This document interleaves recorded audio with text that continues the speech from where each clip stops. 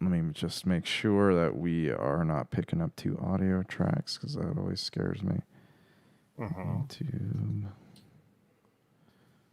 Pop Culture Cosmos.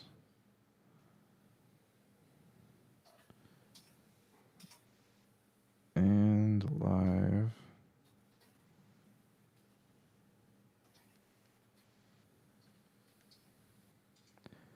Check, check, hey. Check, check, hey. Everything all set to go, my friend? Check, check, hey. Check, check, hey. Yeah, sounds like it. All right, we just got our usual lag. All right, man, whenever you're ready, kick it off. All right. We will do it in 3, 2. On this week's episode, has James Gunn saved the Suicide Squad? How Netflix may be on the next Manifest? And are you ready to take a trip to a galaxy far, far away with Disney on a Galactic Cruiser?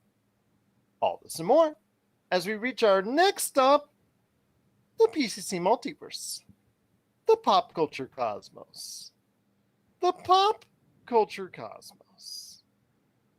Gotta remember which show I'm on, man. My gosh, I'm out of step. Miss a week, and there you go.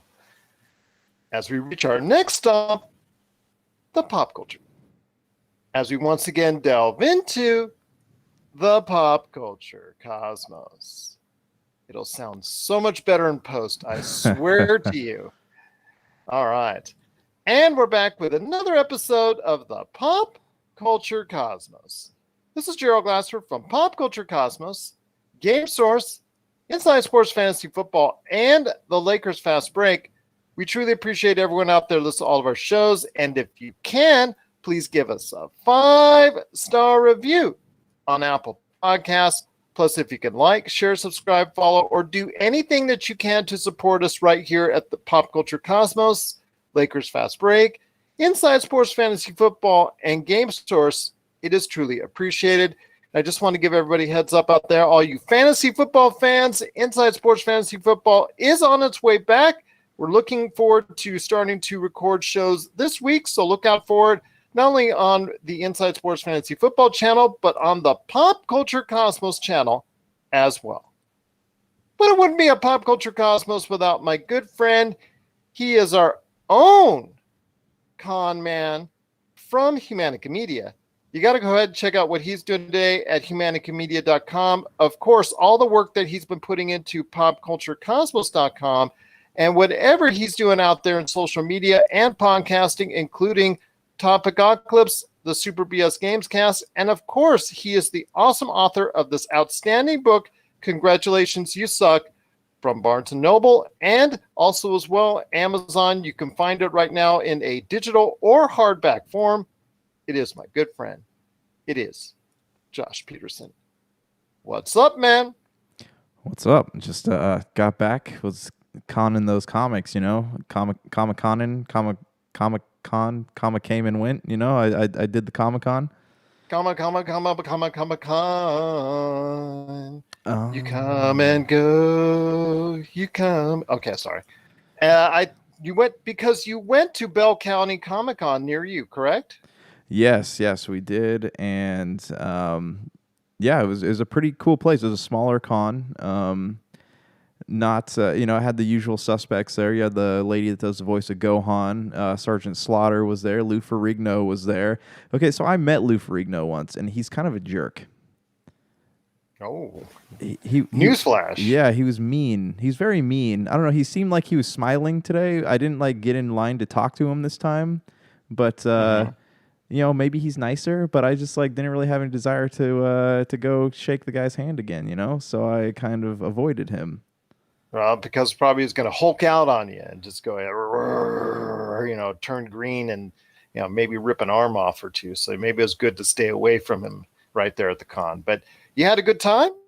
Yeah, it was good. I got me some, met some artists. I don't know if you guys have read, there's this new comic called Something is Killing the Children. It's about this society that fights off nightmare creatures that are basically eating children in these like small towns. Oh, how nice. Yeah, so I met the artist there, and he signed a print for me. Also, he did one of the Power Ranger covers with the new Green Ranger, and so he signed that for me. So it was a pretty cool place. Other than that, like, is a lot of like what we saw at Level Up Expo. A lot of people just selling their wares. Whether it's toys they picked up on eBay, or if it's the what was I gonna say, the old, like retro game stores and comic book stores. This was more of a trade fair than some of the other things that we've been to in the past. And it was kind of cool. You got to see all the local stores come in and see what they got. It was fun. Well, I'll tell you what, I am so looking forward to doing some more cons, hopefully in the near future. We'll see, because the world's still kind of out there, but there's still a lot of great cons coming in the not too distant future. So I'm hoping for good things out there. But yeah, please keep in touch with us here at the Pop Culture Cosmos. We'll let you know where we're going, where we're coming and going, because there's a lot of places to go and a lot of things to see out there in pop culture. But we got a great show for everyone out there today. We're going to be talking about a lot of things, including our review of Suicide Squad. The Suicide Squad dropped this past weekend to the box office, out there in theaters everywhere, plus also as well to HBO Max. So we'll talk about the kind of response it's got, our review, and did it do well in the age of the pandemic right there at the box office. We'll talk about that coming up in a bit. We're also going to talk a little bit about What If, because What If, that series, it drops this week. And I made a comment a couple weeks ago that I did not think this was going to be for the general fan out there, the general Marvel fan, somebody that doesn't stay up to date on everything, that this was going to be necessary viewing. Do I change my mind on that? I'll have my thoughts, some revised thoughts on that coming up here in a bit. Manifest, a show that, why would I be talking about, since it was canceled by NBC? It was a show that was middling in the ratings, really didn't make a big impression with a huge audience, but it made an impression with the right audience. So much so that its appearance on Netflix has caused quite a stir. How big of a stir? And can that lead to a possible fourth season of Manifest on Netflix? We'll talk about the demand of Manifest on Netflix coming up later in the program as well. We're all for another season. Okay. Do you see that? Do you see what I did? That was good. Yeah, there you go. All right, you're welcome. That was really good. All right, ladies and gentlemen, thank you for tuning in. We'll catch you next time. Oh, no, not yet. There's still plenty more to go. We're also going to be talking about Squishmallows. That's right, Squishmallows. Why would we want to talk about Squishmallows? We'll tell you why this could be the next hot pop culture property coming up here in a bit. Back for Blood, it's coming out very soon. It's available now in open beta. So available now in a beta format. I know Jamie has been playing it nonstop. Our good friend, Mr. Jamie Monroy from Game Source, the guy who's going with me on the Friday show, the PC Multiverse. We'll talk about Back for Blood and its hopes to go ahead and revive the zombie genre for gaming coming up in a bit. Plus the controversy behind Jeopardy's hosts. And Josh, I'll ask him if he's ready to go on a Disney Star Wars Galactic Cruiser coming up on the back end of the show as well. But first, my friend, it is the big ticket of the day, and that is Suicide Squad, the Suicide Squad, James Gunn's, I'm going to say, a new vision for the actual series, the actual vision for the IP. As you and I both know, we at the time, we saw the original Suicide Squad movie, David Ayer's movie, and regardless of the fact you want a new cut of it, and David Ayers has a lot more footage, and there's an Ayers cut, regardless, it was similar to what the kind of results we saw for what we saw with Justice League originally. When it dropped, it was bad. It was a bad movie all the way around. We did not have good thoughts on it. But tune in 5 years later, and the Suicide Squad drops to marvelous reviews. I know I'll be talking in the near future to Noah Ian Fine, and he absolutely loves it. And I will go ahead and speak to him on that when I get a chance. But my friend, we're going to be dropping spoilers on Suicide Squad here in a bit, but I want to get your initial thoughts on Suicide Squad. It was a very uncomfortable movie. I don't know. It made me feel weird watching it. I don't know why, and I don't know like what I felt when I was at the end of it, but I still don't know if I liked it. It felt like it was like a Robert Rodriguez film. That's what it felt like. It felt like a Robert Rodriguez film with with like superheroes and kaiju. Okay. It did have its own style. I will give it that. It did have its own style. I appreciate the fact that it was very much out there. I like the film. I like the film a lot. I didn't think it was as great as IGN is claiming it. I think it is one of the best movies of the year. I think it's a very good movie. I don't think it's a great movie. I know that the cast itself, a lot of the members of the cast don't get too attached, as James Gunn has already said. Director James Gunn has indicated that he kills off several of the characters, and within the first 10 minutes, he does kill off several of these Yeah, characters. Yeah, yeah. So that was I don't know. Like I wasn't really attached to a lot of those characters. I was kind of upset about Jai Courtney. Like I liked Captain Boomerang a lot. So it kind of bummed me out that they would off him so soon in the movie.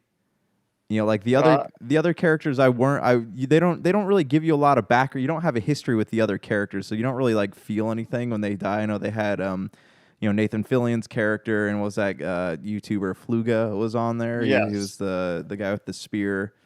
Pete Um, Davidson. yeah, and the thing with the weasel was funny because it really just didn't serve a purpose. But and then what's his name? Not Michael Rook. Michael Rook's Yes, character, Michael Rooker. Rook. Yeah, like that whole thing didn't make any sense to me.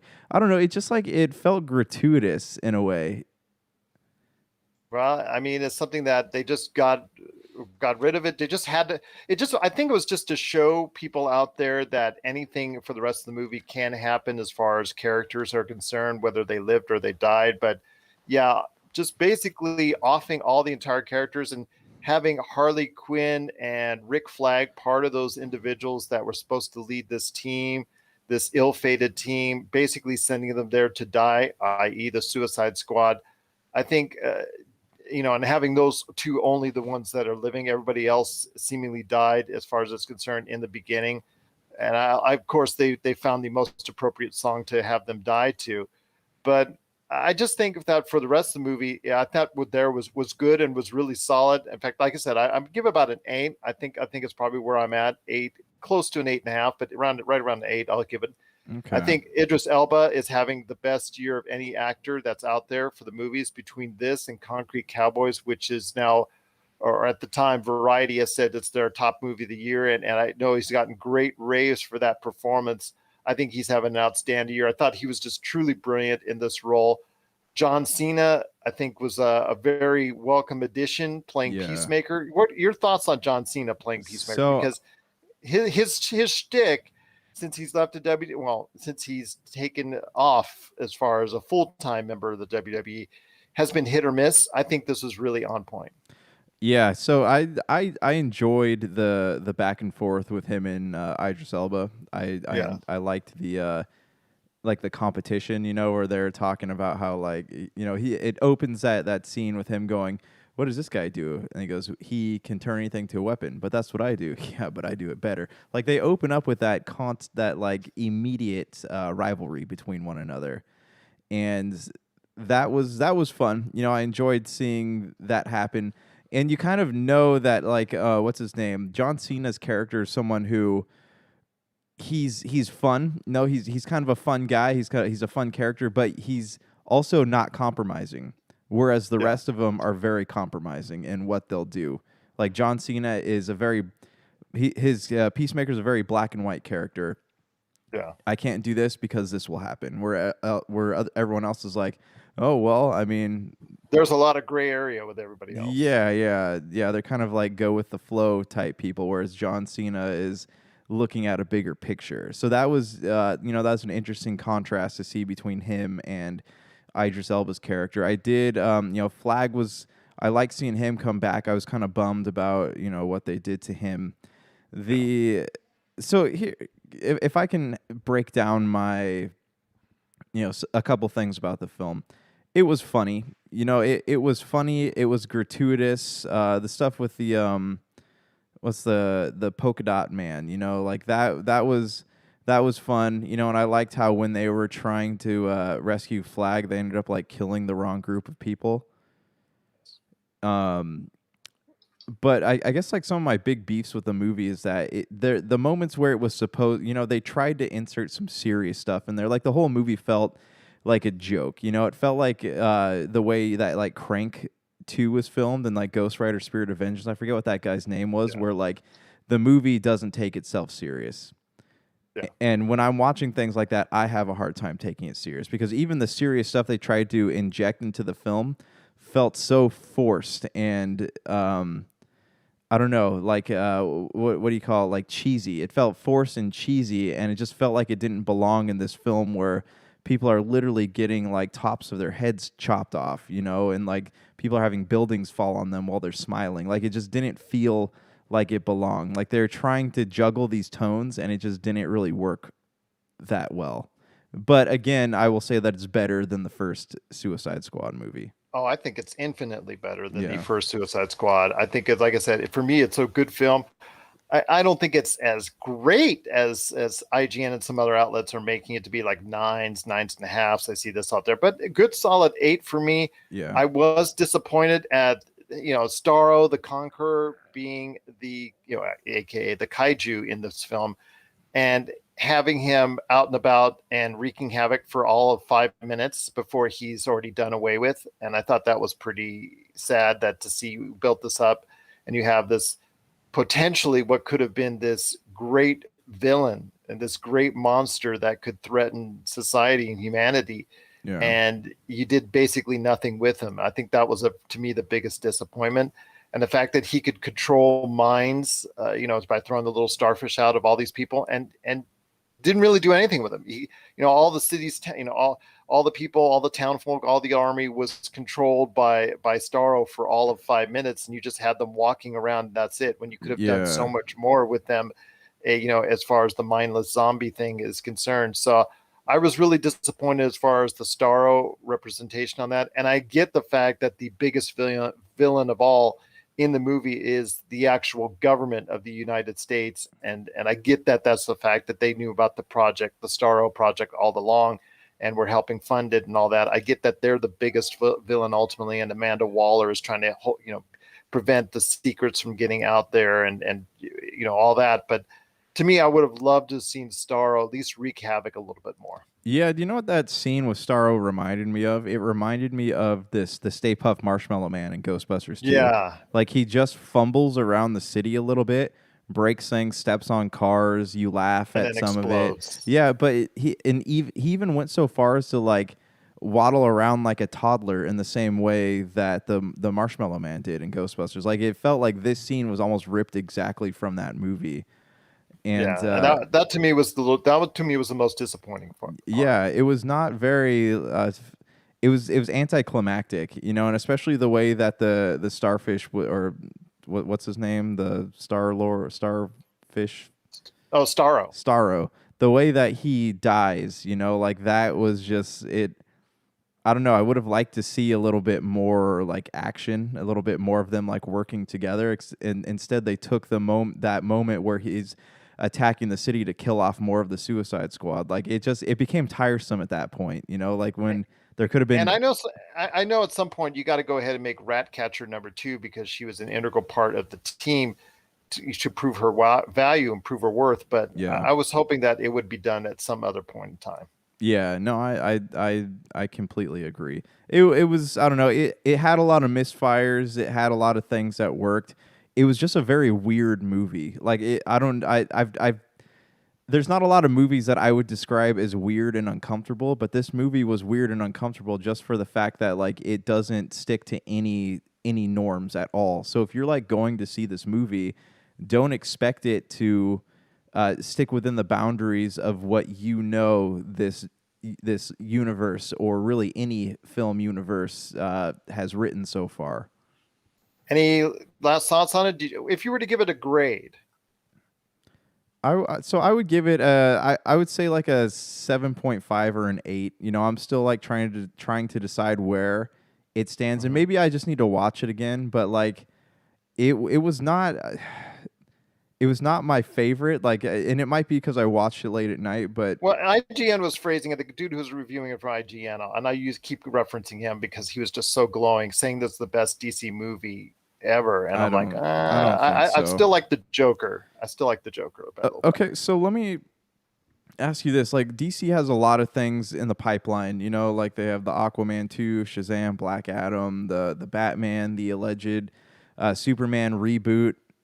So where do you see the DCEU going? The extended DC film universe. Where do you see that going outside of their little multiverse projects? Because I I feel don't even think they know. I don't I even don't think they have a clear I don't, definition. I don't think they do either, because we need, the connecting fabric here is the Justice League, and they're like so prideful about not wanting to bring Snyder back into the fold that they're refusing to look at these other characters. And I'm curious to see if the Flash like dismantles everything that's been done already, or what, or if he reconnects things in a way that they weren't like going to be connected before. But it seems to me like they need the bigs. They need Batman and Superman in some form to meet with to keep pushing this universe forward. Otherwise, it feels kind of pointless to have connected them all in the beginning and then just have everything spread apart and then not have any like fabric that ties it all together, even though they exist in the same universe. Well, the movie itself opened, unfortunately, below expectations, which I think is a little bit more representative of the actual, the world we live in right now with the Delta variant and things scaring people from going out and really going back to movies and the increasing number of cases and all that. And I don't want to get, I know people are just checking out the news to understand all that, but I think that's weighing in on the box office, plus the fact it was day and date with HBO Max. I'm hoping it was a big hit for HBO Max because I think that James Gunn, the director James Gunn, has saved the Suicide Squad. So now it's pretty cool to bring them back. I understand that you may not have the highest of opinions on it, but it sounds like you did enjoy it. You did like parts of it. And that is something that it could be a positive sign to come back to later in the future. Yeah, yeah, definitely. I mean, I would not mind revisiting the franchise. It wasn't anything that I was prepared to watch, if that makes sense. What are your thoughts out there on The Suicide Squad, now in theaters and on HBO Max? We want to hear your thoughts. Popculturecosmos@yahoo.com.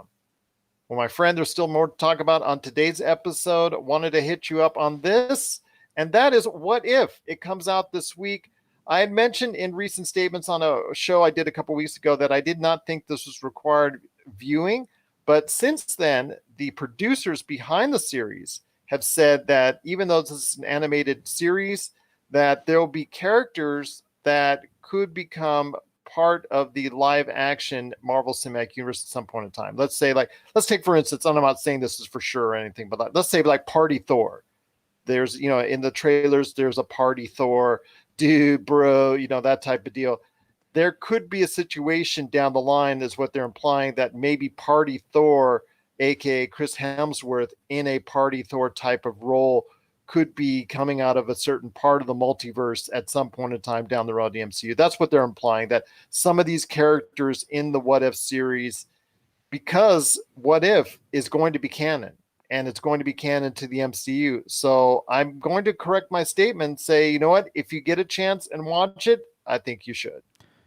So I had read that they're interested in exploring Captain Britain, the Peggy Carter version of Captain Yeah. America, and that Captain Britain actually has like some long running comic books out there. Though it's a male. I forget who it is in the comic books, but it's not Peggy Carter. But right now, like this is, and maybe I just need to see how it is. But I don't like multiverses. Like I feel like multiverse is just like it's a clever way of like being able to craft stories outside of your continuity, but then it's also like drawing characters into them from different multiverses into a main, set of films. I just like it's exhausting because now, like, as someone who has story OCD, I feel like I have to go and watch every single one of these. I have not even watched Loki yet, and now What If is coming out, and I got to sit there and watch that.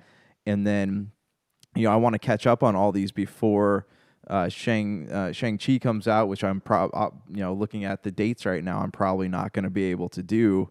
So I don't know. Like I'm excited, but I'm not excited just because like I feel like now I'm being forced to watch all these things that I don't have time to do. Like I love just having, I've talked about this before, but I love just having the movies because there's no pressure to sit down and watch them every night, you know? Well, I certainly hope that you get the chance to check out the Loki series because I do think it's the best of the three series, and that's my personal opinion on that. I hope also as well you get a chance to check out Shang-Chi and the Legend of the Ten Rings when it comes out in early September, because that's something I'm definitely looking forward to. And the What If series is going to be coming out this week and for several weeks, even after Shang-Chi is released. So I'm looking forward to seeing What If. And, since it's part of canon now for the MCU, I guess like you said, you now have to have OCD. And if you have the Marvel OCD, you got to go ahead and check it out. So I will have my first review of the first episode of What If. It will be on the PCC Multiverse on Friday, so I'm looking forward to talking with Jamie on that show. So we'll go ahead and share our thoughts on the first episode of What If. But before we head to the break, my friend, and the rest of the program, I want to go ahead and hit you up with this Manifest on Netflix. Manifest was a show, 3 seasons on NBC, middling ratings, had a nice concept of basically people on a plane flight. Then they get lost, they disappear for 3 or 5 years? Was it 5 years? Yes, yeah. Yes, 5 years. They come back, and the whole world's changed to them, and everybody looks at them weird, and they interact, and just the interaction, the whole thing's like that, the whole 9 yards. And they talk about the story, and then also the fact that because they were gone 5 years, the forces of nature are trying to work against them on that because something's not entirely right with this whole thing.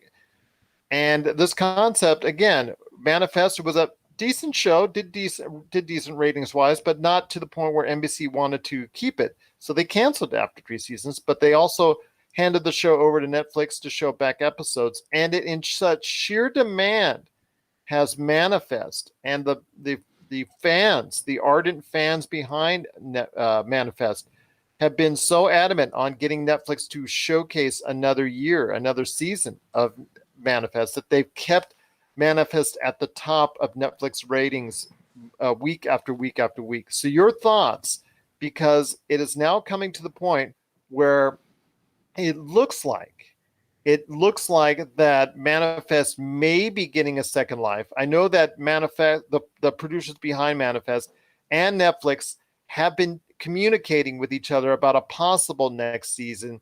So that's gotten everybody that's behind the show, as far as fans are concerned, really looking forward to a possible 4th season of Manifest. It's interesting that Netflix, it seems to be the place where shows go to get revived, right? We had Lucifer, we have Manifest. The 100 was the 100 Yes. one of those shows.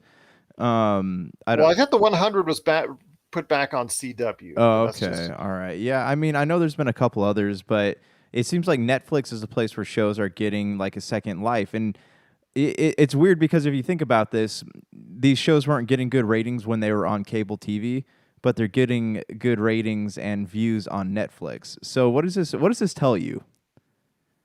Well, this tells me a lot, and that it tells me that it's going to be something that Netflix has a lot of power. It just shows you the increasing power of Netflix within the Hollywood community. I mean, yeah, they're not a joke anymore. 200 million subscribers plus around the world for Netflix. They're certainly not a joke anymore. And if there's a show or a series or a movie that people really like, it's going to dictate the numbers, and that's going to tell Netflix, with that seemingly endless amount of cash or credit line that they keep on rolling up, that they're going to go ahead and take notice real quickly. Yeah, but I mean, what does this tell you about where the viewers are at, though? Like specifically, this, we're at this. I mean, where was this group of people? Is that what you're saying? Where was this group of individuals, that huge audience for this? Where were they at and why were they not watching NBC? Exactly. So this is, we're at this weird crossroads in streaming culture where people are not streaming culture, but shows, right? Television, movies, whatever it might be. People are on stuck, there's people still trying to decide between streaming and cable. Is Well, cable what just seems to me like that they're now choosing cable. Excuse me, they're now choosing streaming, right? and that they're just waiting for these shows to get tossed off to a streaming outlet, and that's when they'll watch them. Right. So I would be curious to know, like, if if say like the CW or USA or whatever, with their streaming platforms coming out, will their shows get more views? Like these shows that are on the edge of cancellation, will they get more views? Whether it's via Peacock or whatever else is out there, will they get more views? And if they don't, it might show that the viewers are all at Netflix. I don't know, but I mean, this is telling me is that people aren't watching cable television anymore, or even broadcast television. Yeah, this is like the streaming outlets. It's sad to say. I mean, not sad, but to cable, people who It are. is sad. It is sad. People who are into cable and broadcast. Like what this is showing is that the people aren't there anymore. People aren't. Things aren't being consumed. So are these big broadcast stations, are they going to keep pumping money into content if nobody's watching them, or are they going to just take all their shows off primetime TV and put their original content straight onto streaming platforms? We'll have to wait and see. But I mean, these dramas like Manifest, they're not cheap to make, my friend. So in doing so, these broadcast companies like ABC, NBC, CBS, they may reevaluate what they're doing and just say, you know what, in CBS's case, we'll wait until we can go ahead and put it on Paramount Plus or do something to tie in there. I mean, there's Navy SEALs and other shows that they're migrating over to the Paramount Plus network from CBS that were once staples on the broadcast schedule. And now you're seeing with NBC. NBC could do the same thing. They see what happened with Manifest, and they didn't have the rights to go ahead and keep it. Instead of put it on Peacock, now it looks like Netflix may end up getting a fourth season. These shows that are on NBC, now they realize they may make sure to lock it up and make sure that they go ahead and put it on their own network, so it will find the same success hopefully on their network, because Peacock is now around 50 million with all of its different subscribers, whether it's free or paid tiers.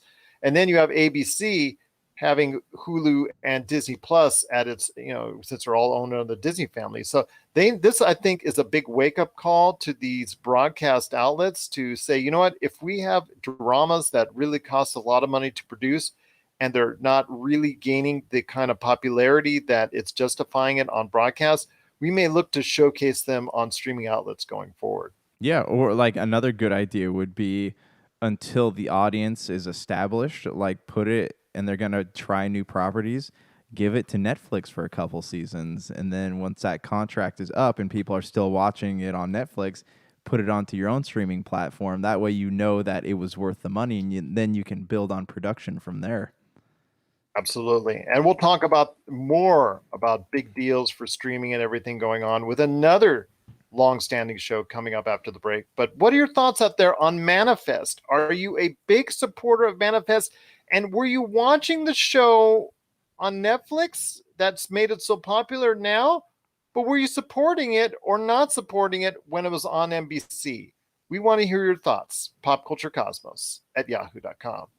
Well, coming up next, we got still a ton of stuff to talk about, including South Park's big deal, Squishmallows, Back for Blood, a Jeopardy host has been kind of thought about, but the internet's not liking it, and also, will Josh take a trip on a Galactic Cruiser? We'll talk about that on the back end of the show. This is the Pop Culture Cosmos. And we're back with the show. It's the Pop Culture Cosmos. It's Gerald Glasser along with my good friend, Mr. Josh Peterson.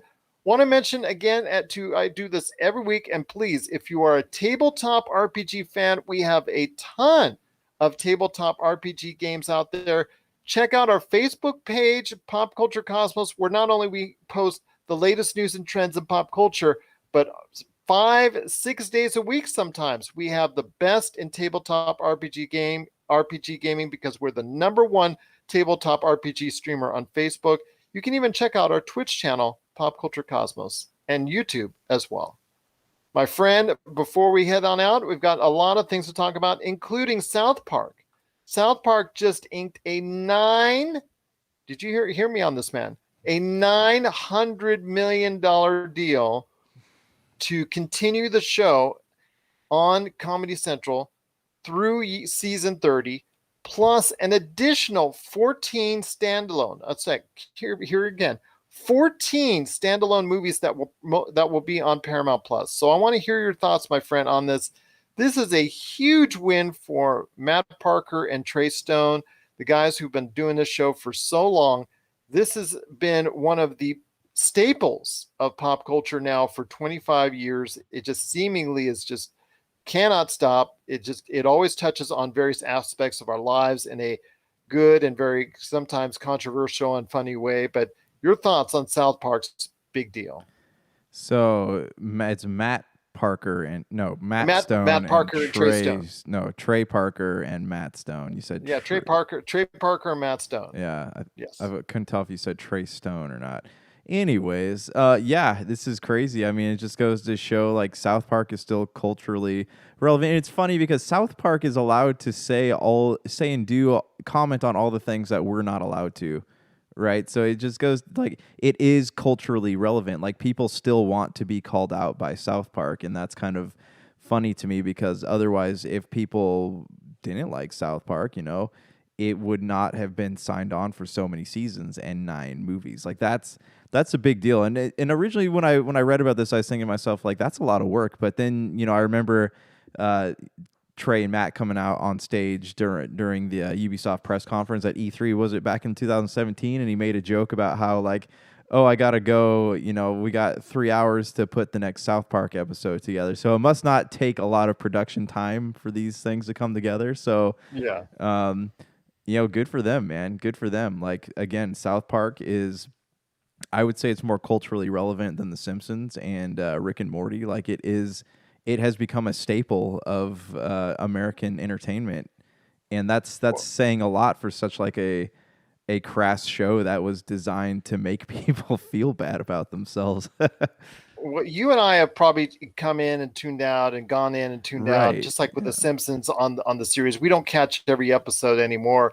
Just seemingly the ones that touch on the most controversy, seemingly. But when it comes to the movies, that's me is the biggest thing. Is the 14 standalone movies that they're going to be doing with Paramount, because, and people laugh at me when I say this, the best movie musical I've ever seen in my entire life is South Park, Bigger, Longer, and Uncut. Because of the fact it was so original, the songs, yes, controversial, and whatever it touched on, it touches on, but it just seemed to me it was so well crafted and so well done that, if you look at it objectively, content aside, and you look at it objectively, how well it was crafted and manufactured, it was a real well done movie and a real well done musical. And to see them given the opportunity to do, over a dozen more is just seemingly, for all intents and purposes, they could go even more overboard than they do on Comedy Central. Yeah, no, when they say movie, I think we're going to be looking at like Dragon Ball movie sized movies, things that are like 45 to 60 minutes instead of like the, your typical hour and a half to 2 hour runtime. So basically, I think these films are going to be like extended episodes, which is good because I feel like, if you sit down and watch an episode of South Park, there's more that, these guys clearly want to say, and there's just not enough time in that like 22-minute slot to say it. Well, I'm definitely looking forward to it, and kudos to both Trey Parker and Matt Stone for doing such an outstanding job over the years, and congratulations on your big deal with Paramount, CBS, Viacom, Comedy Central, the whole 9 yards. What you had to go ahead and sign the contracts to, because that's a ton of money coming your way. And for everyone out there in pop culture, I think that we could probably say, whether you like them or you don't like them, whether you love them or you hate them, they have defined a part of our pop culture for decades now, and are certainly going to be a part of our pop culture in the years to come. What we all want, though, is basketball too. So I mean, if you could put that into the Paramount deal, I think we'd all be pretty happy. That was pretty good, but I like World Police better. World Yeah. Police to me was better. Yeah. That's I don't know. Like basketball was like it took all the things that were like Team cheesy America about. World Police for Oh, me. Team America World Police was funny. Basketball I guess was funny because you actually got to see what the guys who make South Park look like, and Yeah. they're talented. They can kind of act and they can write funny things. So it was a good movie. What are your thoughts out there on the big, humongous deal, bigger, longer, uncut, I should say, deal that they made with Paramount, Viacom, Comedy Central, and whole nine yards, 900 million strong, plus going through season 30 for the great show South Park, and then obviously they're going to go up, and then they're going to go ahead and add on 14 standalone episodes straight to Paramount Plus.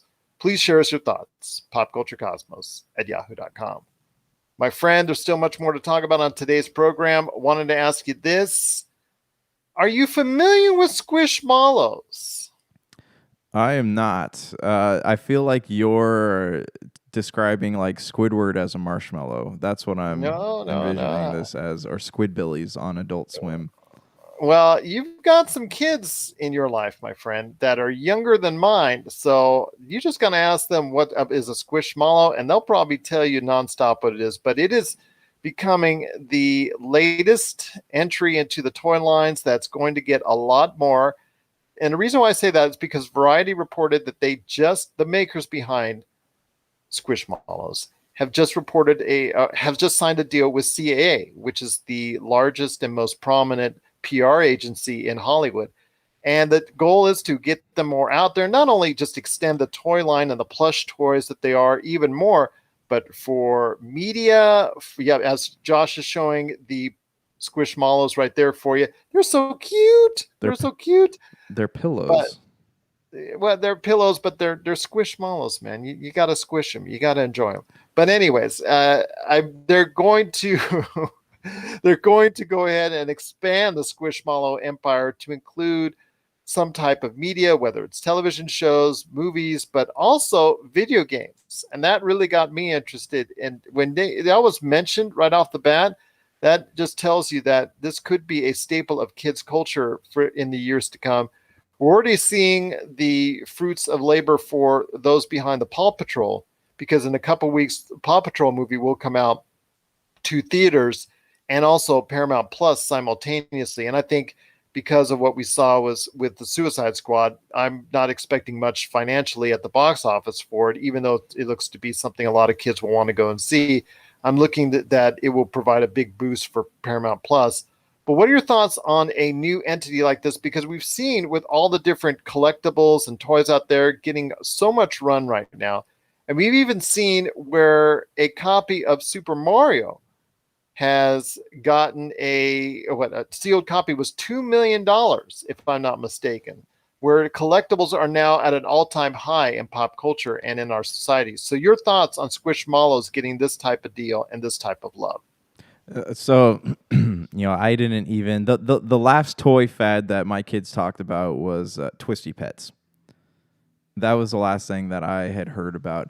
Squishmallows, I'll have to ask them if they know what that is. This is new to me. It seems like it could be the next Beanie Babies, I guess. Like if they end up getting partnerships with different things. I know I saw at the mall they had like Pokemon plushies selling for like $60 to $70 a piece, which is insane. Yeah. But yeah, I don't know. Like, when's the last time you walked on a toy aisle in like Walmart or Target? Yeah, actually, it was 2 days ago. So, No, actually, it was yesterday. Sorry. so you walk down these toy aisles, and what you notice is that IP after IP after IP after after IP, IP. but what you notice, especially with all these IPs, is that there's nothing on the shelves because adults are buying toys now for themselves, and they're just putting them away, hoping that one day they'll be worth something. And I think that's a good investment, but it's like, Well, you just saw, like I said, $2 million broke the record for video games for sealed copy of Super Mario Brothers. yeah. And that's, look on eBay, all the value of retro games have like skyrocketed. There's a unopened black label Final Fantasy VII went for like $17,000. Like I've never seen that before in my life. We're assets. Like this is the new the new stock market is assets. There's even like apps you can buy where you can buy shares in assets now. Like this is where people have known, what this GME and AMC thing has revealed is that the stock markets they're rigged, basically. They seem like they're rigged. So now people are moving their assets in, or their money into assets. And if you look at the value of, say, like a Power Ranger toy from 1994.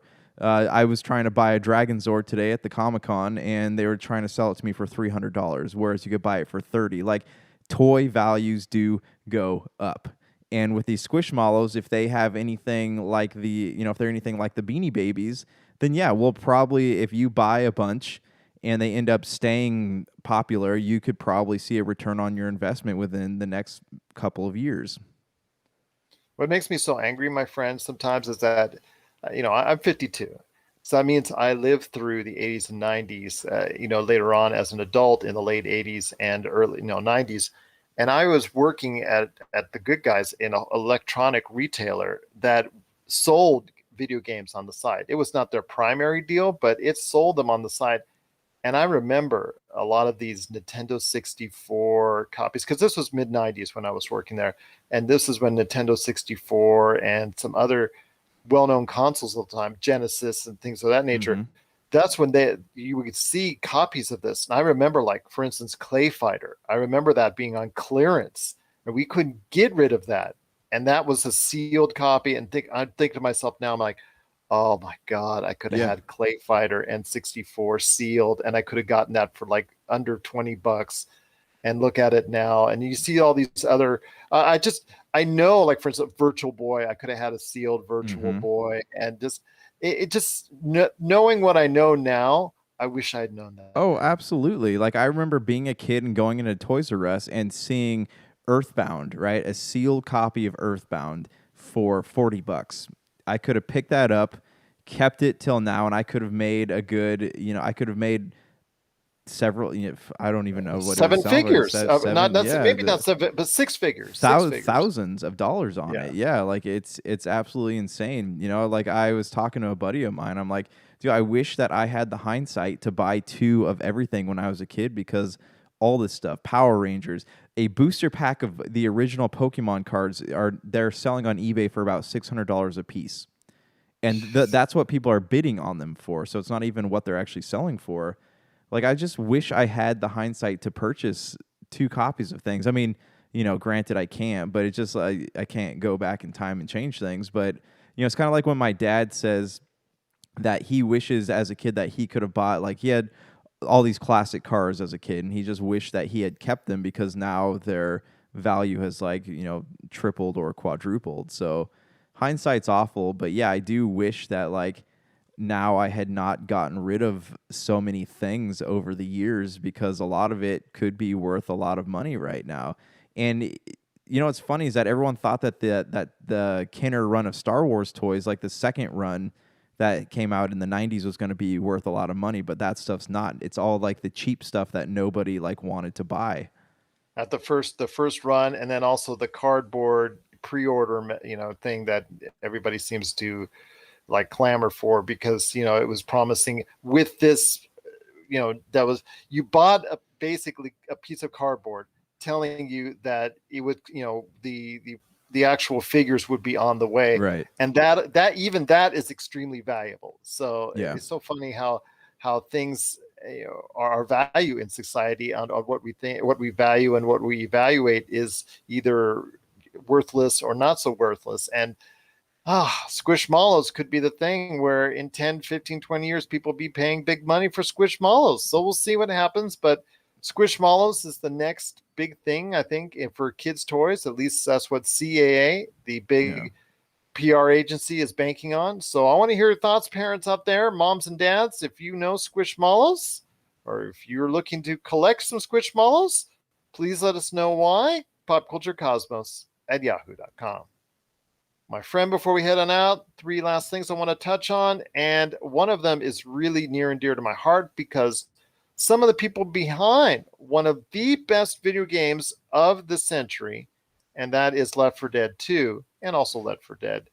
Some of the makers behind that game are back, and they're back for blood. as Back for Blood is currently in a beta, which if you go ahead and check out their Twitch feed for the people behind it, and it's through WB Games and all that, but if you check out the Twitch feed for Back for Blood, hopefully you can still get in on this open beta for some codes to go ahead and be part of it, because it really tries to encompass the spirit of Left 4 Dead 2, and I'm really enjoying what I'm seeing. I'm trying to get my hands on it. I know Jamie Monroy, our good friend from Game Source and the co-host on PCC Multiverse Friday, he was trying to get me some codes and trying to go ahead and work that out so I can get some time in it. He is absolutely having a great time with it. But I want to hear your thoughts. You're not the biggest fan of the zombie apocalypse games, and we've seen with World War Z that got a lot of good reviews. And of course, this dates back to the Left 4 Dead series, and of course Resident Evil as well. But something tells me you're not as high as I am on Back for Blood. Yeah, I'm not. I played Left 4 Dead for a bit. I remember when it came out, playing that game with like Brian Kane and Big Dog and my brother. I just love the chaos, man. The chaos between you and some other people, and if you don't work together, it just goes up in flames, literally. And I think that's why I never was like able to get into that game, because we were so awful at working together. Like even playing Borderlands, like we were always like shooting each other while trying to like get things done. So out of Left 4 Dead, like I don't there. It was fun, it was fun while it lasted. It's just not. I'm not too crazy about getting into this next one, but you're obviously really excited about. So what are some of the aspects of it that you've seen that you're excited to dive into? Well, obviously it encompasses a lot of what you have seen in Left 4 Dead 2, and the chaos and the fact there's so many zombies and beasts that are thrown at your way. But it's trying to incorporate a little bit more, I want to say, role playing into it, as far as leveling up or item crafting or item collecting and things of that nature. But it's trying to combine a lot of elements from what was good and what worked with Left 4 Dead 2 with some of the modern elements in today's gaming, like loot and things of that nature, that you're trying to go ahead and people are really close to, really enjoy getting now in today's game. So I think they're trying to combine elements from each of those aspects. Is it ultimately going to work? We'll have to wait and see, but I'm really digging what I see so far, digging what I'm seeing so far. And if it comes to the point where I have that same type of hysteria and angst and excitement as I did when some of my major games for Left 4 Dead 2 that I played, I remember a time where we were battling in this circus area, and somebody threw a Molotov cocktail in the middle of all this because they panicked, and it created this mass panic between all of us. And there's only 100 zombies around us all at the same time, and it's just like you're trying to just fend off for your very life. Or the bridge level, I think is what it gets a lot of people, where you work together for a few minutes, but after that you're just like running for your life on your own, and just like, I'm gonna leave all of you behind, I'm gone, I'm out of here, and you're just like running as fast as you can to the helicopter so you can escape. So those are the things that I remember so fondly about Left 4 Dead 2. Actually had a chance last night to go ahead and just play a few minutes of it to remind me of how wonderful it is. And I'm hoping that Back for Blood, if I ever get a chance to get to it, or if I, when it comes out as a full-fledged game, if I buy it and download it, I'm able to go ahead and enjoy that same experience. And that's basically what I'm looking for. Okay. All right. Yeah. I mean, hopefully it's able to give you that experience you're looking for, and the one that you remember. But I also don't think it's going to be exactly like Left 4 Dead, because this is a new IP, and not Left 4 Dead 3 or whatever comes next. Yeah, I would love to see a Left 4 Dead 3 from Valve. That would be awesome. But again, some of the makers behind Left 4 Dead 2 are involved with this. It has some of the elements that it's a 4-player co-op. Obviously, it deals with a lot of the undead as well that you're fending off. But it's trying to add some new elements in there from today's gaming world. So hopefully they can go ahead and have a nice hybrid of the two to make sure it's something enjoyable and something that will sell well and be long-lasting for the gaming community. What are your thoughts out there on Back for Blood? Are you ready to go back for blood? Share us your thoughts, popculturecosmos@yahoo.com. And I hope to get some of Jamie's thoughts on the Friday show on that, if you can go ahead and hit me up on that on our Friday show as well. But before we head on out, my friend, couple last things to touch on. And Jeopardy. Jeopardy may have found its new host because Variety and the Hollywood Reporter and Deadline were all reporting that they might have come to agreement, or they were in extensive negotiations with one of the executive producers on the show, Mike Richards, who is I guess, been there for years behind the scenes, also has hosted other game shows in the past, looking to see if they can get him as the official full-time replacement for the late Alec Trebek. And I know other people in the industry have thought maybe Ken Jennings, the big winner and the all-time biggest winner for Jeopardy, who has been also a guest host coming on. They think about him as a full-time, but both of them have been sought out as far as some backlash from the internet, with the internet posting a lot of things that they have said or done in the past as far as evidence that maybe they shouldn't be the host. Personally, I thought internet favorite and an individual who was on there for a week or a few shows, LeVar Burton, who we all know from Star Trek The Next Generation and also Reading Rainbow. I thought he was terrific in the role, and I personally recommend him. That would be my first choice. But your thoughts on this Jeopardy controversy as far as what ultimately may happen? I think they're just going to go with this Mike Richards guy ultimately, but I'm hoping that they don't. Yeah, I like LeVar Burton. I saw Mike Richardson. He doesn't literally look like he's got He a doesn't lot. move the needle. No, he doesn't look like he's got the charisma required to host Jeopardy. And as for the other things, we're eventually going to have to reach a point where the internet stops getting in the way of these companies making decisions. They just have too much power, and who cares, honestly? If this is the decision the studio makes and that's their business, it's not like people are going to stop watching Jeopardy, because I feel like most of the people who watch it don't really care that much about. Well, let me ask you this.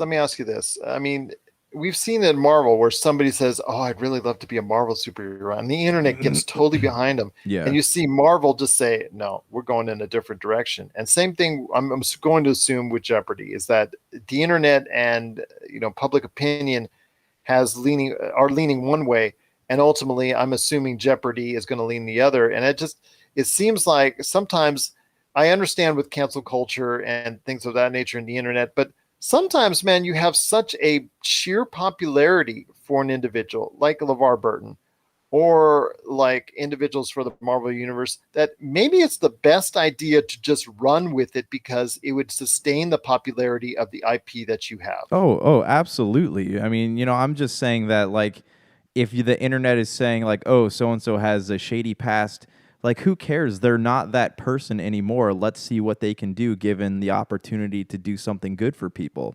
That's what I'm talking about. But I think LeVar Burton, yeah, I'm totally behind LeVar Burton. But again, it's not, at the end of the day, the studio gets to decide. It should be their choice, what they think is going to be best for the brand moving forward. Because as we saw with Sonic the Hedgehog or Halo or all these things where people get involved, yeah, positive things can happen, but it's also a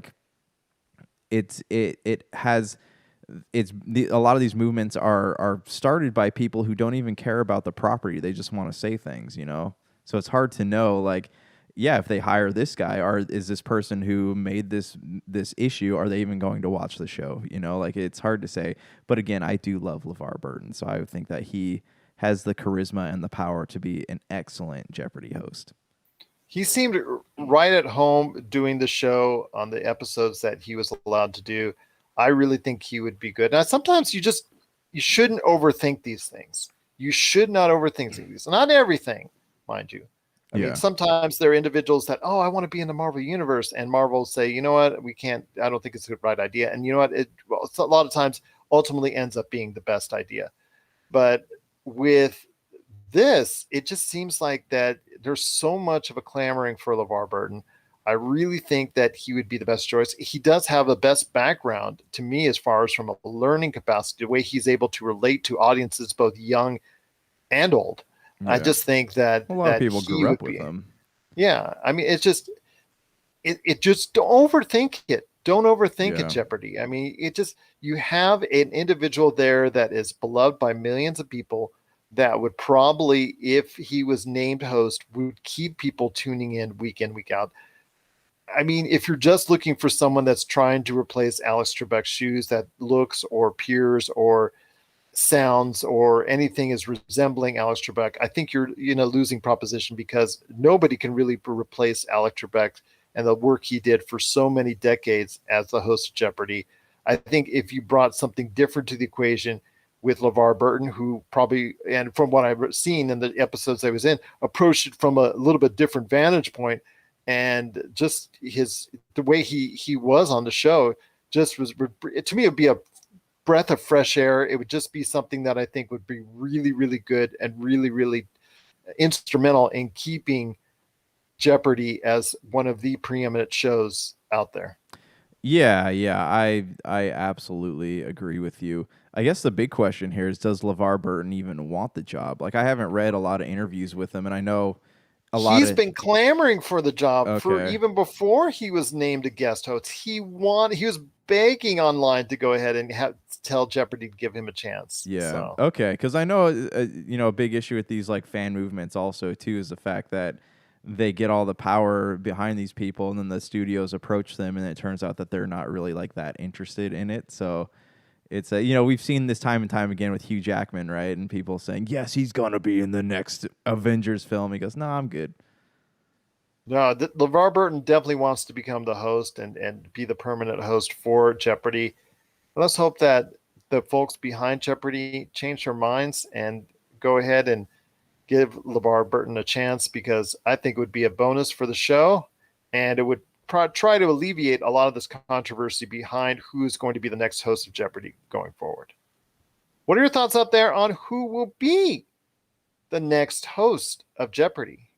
Share us your thoughts, popculturecosmos at yahoo.com. And if you phrase it in a question so that we have to answer it like that, like you do on the show, even better, popculturecosmos at yahoo.com. But my friend, it's been a great episode. Cannot thank you enough as always. Cannot thank you enough for joining me as always on today's program. Once again, we're going to be talking about What If on Friday's show with me and Jamie Monroy. Looking forward to it, plus a ton of other great stuff in the world of pop culture as it happens. But before we head on out, my friend, Disney showed off its first video on what they are going to put out there in regards to the hotel / cruise, Galactic Cruiser. It's an actual Disney hotel that'll be at the Orlando or in Disney World location. It's Star Wars based. It's a 2-day, 2-night adventure, allowing you to encompass many of the roles in the Star Wars universe. You could be a part of the Rebel Alliance. You could be part of the First Order. You could be a smuggler. You could live one of those various facets of the Star Wars universe lore. So I want to hear your thoughts on a 2-day, 2-night adventure.